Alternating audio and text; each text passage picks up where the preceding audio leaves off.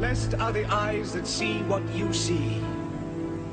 For I tell you, many kings and prophets have desired to see what you see, and have not seen it. To hear what you hear, and have not heard it. I thank you, Father, for hiding these things from the learned and the wise, and revealing them to the innocent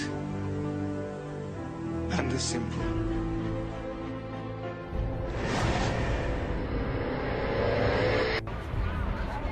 It was a large tornado that tore through New Orleans east, destroying several homes. The tornado left a trail of destruction, ripping off roofs, toppling trees, and downing power lines.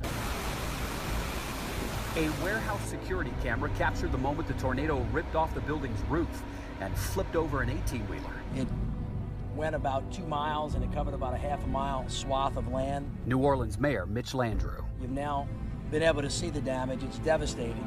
There are a lot of families that lost everything that they have. The tornado was part of a larger weather system that was sweeping through Louisiana, Mississippi, and Alabama. More than 2.5 million people were in the storm's path. Just north of New Orleans, 2 more tornadoes touched down. Mobile homes were destroyed in the town of Killian, and several more homes were damaged in Madisonville. The Russian President Vladimir Putin has ordered an inspection of the Air Force's readiness for combat. Defense Minister Sergei Shoigu says the inspection will review the combat alertness and wartime air defense systems. The Defense Ministry posted a video on its YouTube page on Monday showing jets firing rockets during a training session in the Lipetsk region. The West also has a weather emergency. A storm that dumped snow on Washington State and Oregon has brought flooding to California. Relentless rain turned a mountain into mud, pushing this entire home into the street. 39 schools in Marin County were forced to close, with rain filling up creeks and spilling into streets. Fire Battalion Chief Brett McTeague. We have a lot of residents that are still in their resident, not able to get out right now. The continuous rain has pulled much of Northern California out of the drought, but NASA climatologist Bill Patzert says the rest of the West still has a long way to go. It took us many years, almost decades, to get into this punishing drought. There is no quick fix. It will take us years to decades to be totally out of the drought. Some heartbreaking images out of New Zealand. Despite efforts that were underway to save dozens of pilot whales after hundreds were stranded on the beach, at least 250 of the 400 whales are unfortunately dead. That's according to the Department of Conservation. Rescuers attempted to refloat the rest. About 50 returned to sea, and only to re-beach themselves just hours later. Scientists don't know exactly why whales beach themselves. This is one of the largest mass whale strandings in New Zealand's history. A Russian jet accidentally killed 3 Turkish soldiers and injured 11 others in an airstrike in northern Syria on Thursday. The incident took place in the ISIL-controlled town of El Bab, where a warplane bombed a building with Turkish soldiers inside. A Kremlin statement says President Putin called his Turkish counterpart Erdogan to express his condolences, blaming the incident on poor coordination between the two sides. The statement added the 2 leaders have agreed to increase military cooperation against ISIL in Syria. The Turkish military said both countries are conducting a joint investigation. For over 20 years, the UN has been attempting to advance the globalist plan called Agenda 21. Under the guise of the title Sustainable Development, this state of regulations has been the driving force behind many of the land and business regulations passed in your local community. Sustainable development almost always results in a community turning over its resources to a small bureaucracy who, through tax and regulation, transfer more and more power to themselves. While many media outlets decry Agenda 21 as a dead letter, we see evidence of the implementation of this plan all the time.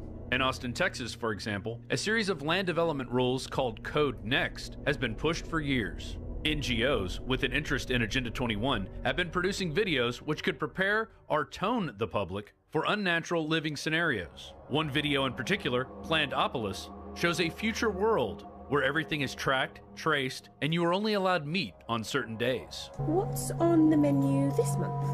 No, not meat. It's not your birthday. The Global Food Council are doing a really good job of keeping food production going. I mean, you don't get the choice you used to, but we're better off than most. And if you don't agree with this controlled aspect of living, then you live in the ghettos and are shunned by society. Now let's look at Code Next. It's called Code Next. That's the trendy name for Agenda 21 in Austin, Texas. Under their Next Code systems, they are openly establishing a planetary system of total control, where the individual has absolutely no rights and where your very environment is a prison. Look into Code Next if you want to understand the global model of Agenda 21 simply using zoning to fully enslave you and your family. This plan begins by rezoning already existing neighborhoods to meet a new standard that will be compatible with new future plans already outlined in Agenda 21. Code Next wants to change existing single-family housing developments and implement a new sustainable model that contains massive apartment buildings, some of which contain 200 square foot coffin apartments. And by raising people's property taxes to unlivable standards, people are forced to sell their homes to giant developers, which can knock down, say, 4 houses in an area and put up giant high-rises, thereby increasing the property tax base even more and crowding more and more people into smaller and smaller areas. This also increases traffic congestion. So Code Next also makes driving lanes smaller and even adds concrete embankments for bike lanes. Anything to impede the natural flow of traffic. But what's the true incentive for programs like Code Next? Beyond their claims of being the progressive left has been caught many times engaging in voter fraud. President Obama even encouraged illegal immigrants to vote on Election Day. So if I vote, will immigration know where I live? Will they come for my family and deport us? Not true. And the reason is, first of all, when you vote, you are a citizen yourself, and there is not a situation where the voting rolls somehow are transferred over and people start investigating, etc. The sanctity of the vote is strictly confidential. And with an abundance of cheap rooms and small coffin-like apartments being built in once middle-class residential communities, you can turn conservative districts into leftist progressive districts. They have an admitted plan under Code Next to take over Austin and then take over the surrounding towns like a cancer, take over the I-35 and I-45 corridors, and fully bring in the third world population to drive down wages, to house them in overpriced coffin apartments, and to bring down the standard of living massively, then use those political groups as a checkmate on the rest of the population and kill the middle class once and for all. It affects every property owner, every renter, everyone that lives in Austin, whether you live inside the city or just outside of our city limits. Okay, he's talking about Code Next. The code will reflect what the character of your neighborhood should look like, as well as mobility options. We talked to Habitat for Humanity, and right now they are waiting to develop this old lumber yard on East 4th Street.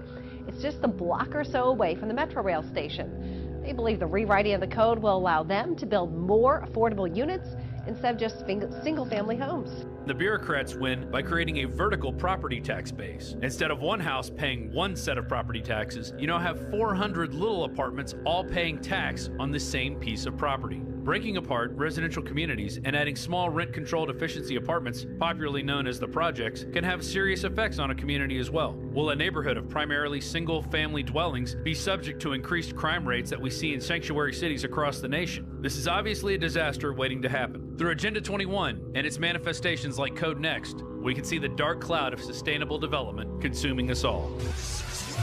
Fight!